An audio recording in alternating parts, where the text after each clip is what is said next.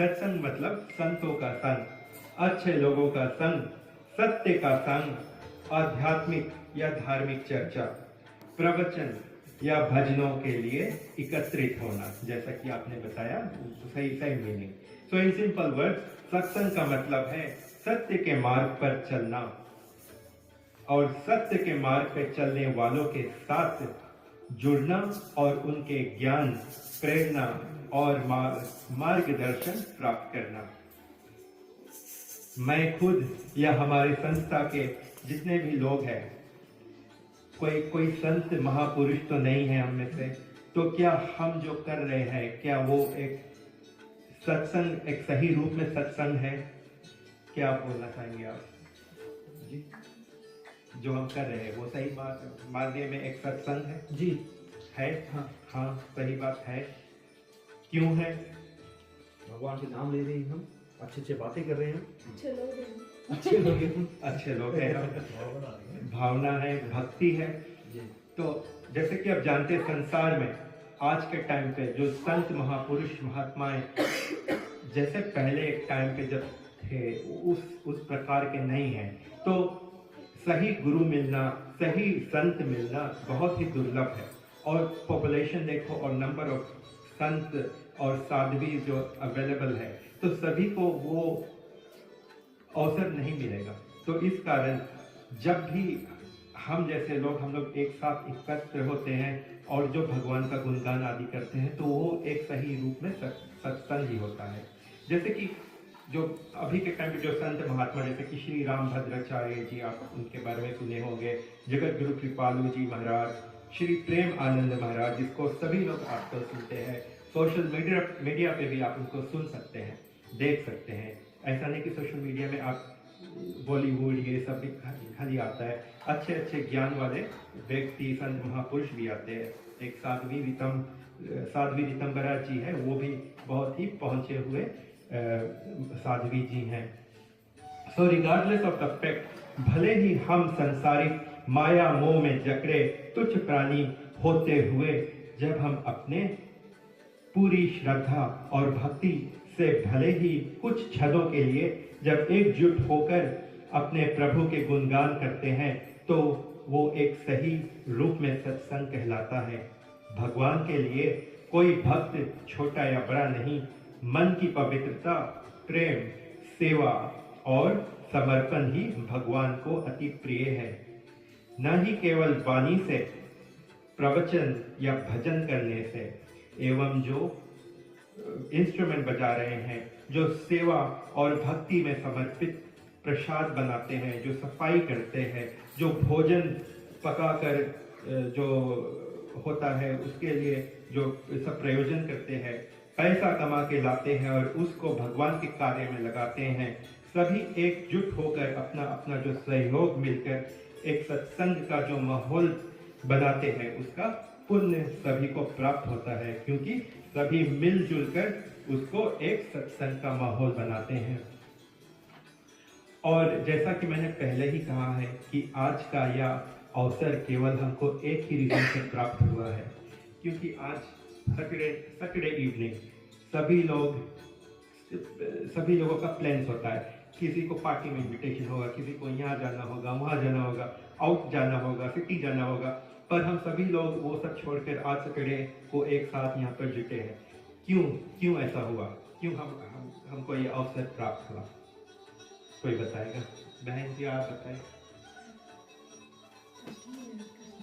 कृष्ण जन्म है, पर और भी बहुत सारे लोग ऐसे हैं, सभी को तो मौका नहीं मिला कृष्ण जन्माष्टमी ऐसे मनाने के लिए। हम ही लोग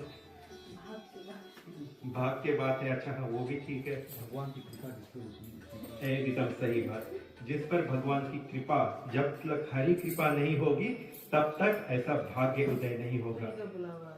हरि का बुलावा। आप लोग इतने दूर से आ गए, तो देखो आप पर भगवान की कृपा बनी, इसी कारण सभी लोग एकजुट हुए।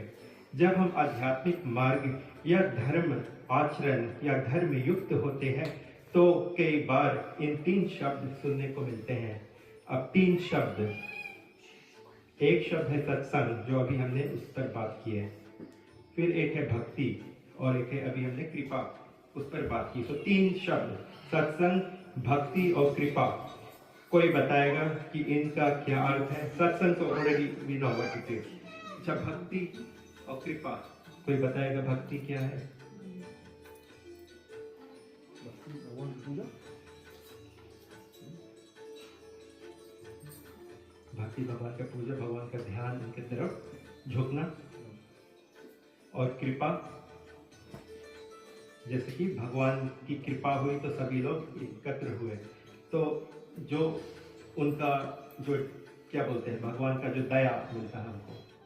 तो ये 3 जो वर्ड्स है, सत्संग, भक्ति और कृपा, ये 3 ईश्वर तक पहुंचने की जो सीढ़ी होती है, उनके वो 3 चरण हैं। तो सत्संग, भक्ति और कृपा।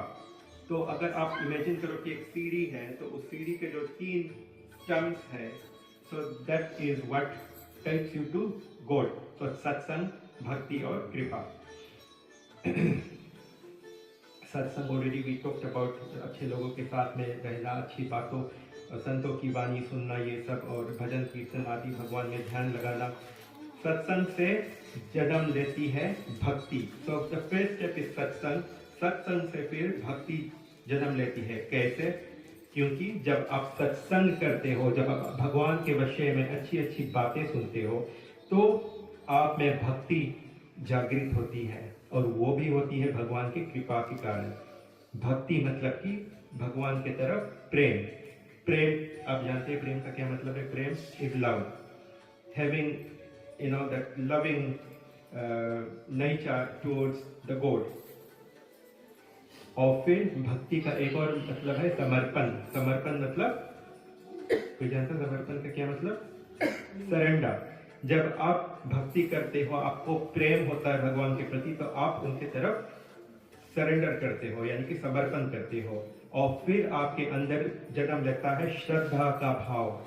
श्रद्धा, श्रद्धा कपूर नहीं, श्रद्धा मतलब कि जो आपका डिवोशन, आपका कन्विक्शन, आपका ट्रस्ट टुवर्ड्स द गॉड। तो it all happens in stages. और जब भक्ति दिन प्रतिदिन बढ़ती है, तब मिलती है भगवान की कृपा। तो अंत में फिर स्टार्ट विद सत्संग, सत्संग के बाद आता है भक्ति, और एंड में कृपा।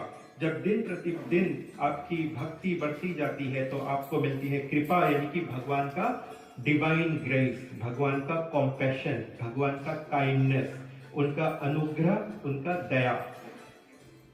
Without satsang the mind remains restless, without bhakti the heart remains dry, and without kripa liberation is not possible.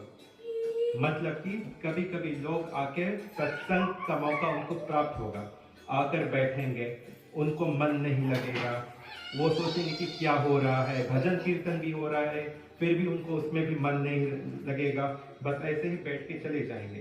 क्यों? क्योंकि उन पर अभी वो भगवान की कृपा प्राप्त नहीं हुई।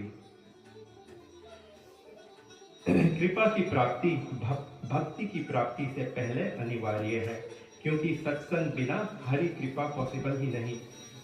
सत्संग बिना विवेक न होई, राम कृपा बिना सुलभ न होई। मतलब सत्संग gives wisdom, but even satsang is attained by God's grace। So जैसे मैंने पहले कहा था, भगवान तक पहुंचने की जो सीढ़ी, और सीढ़ी का जो 3 क्या बोलते हैं, उसका जो चरण, सत्संग, भक्ति और कृपा। तो सबसे पहले सत्संग जो हम अभी कर रहे हैं, और फिर हम बोले हैं कृपा।